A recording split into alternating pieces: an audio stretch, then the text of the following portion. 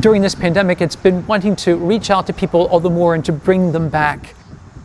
Praise be to God, because of the lifting of the closure of churches, my parishioners are able to come and to worship here in this beautiful worship space. Our governor has allowed 50% of capacity. Our bishop has recommended 33% of capacity. So we have about 100 to 150, 160, all depending on how many come as couples or individuals, who are able to fit into our church.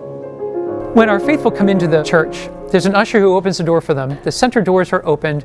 They're asked to sanitize their hands, and then they go to either side of our church, and an usher will direct them to their seat, and they'll be seated from the very front of the church all the way to the very back. And this way we know what the capacity is and where we can fill in.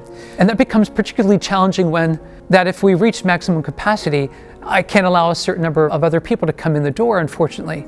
And I don't want to turn anyone away, because people have been turned away, if you will, for so many months since March.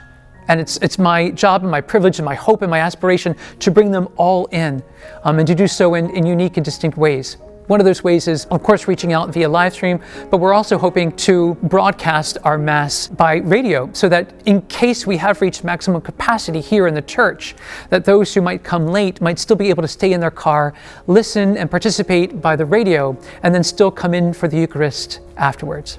We know which pews people can sit in because they're marked off, allowing people to maintain that safe distance of 6 feet for social distancing. There's tape marked on the floor so people know when they're coming up for communion where to stand and how much distance to take. And there are also medallions that people will see that say St. Jude the Apostle Church, that let them know where to stand to receive, and then also how to recess and to return to their pew. And then we have our Director of Religious Education. He films the Mass and then uploads it to our YouTube page so that it's available for those of our parish to watch the following day. So everyone who comes into the church is required to have a face covering that covers both their mouth and their nose. The mask is not a sacrifice. It's no more of a sacrifice than wearing shoes. It's something that has to be done right now. For everyone's safety, communion is distributed at the very end of Mass, so after the final blessing.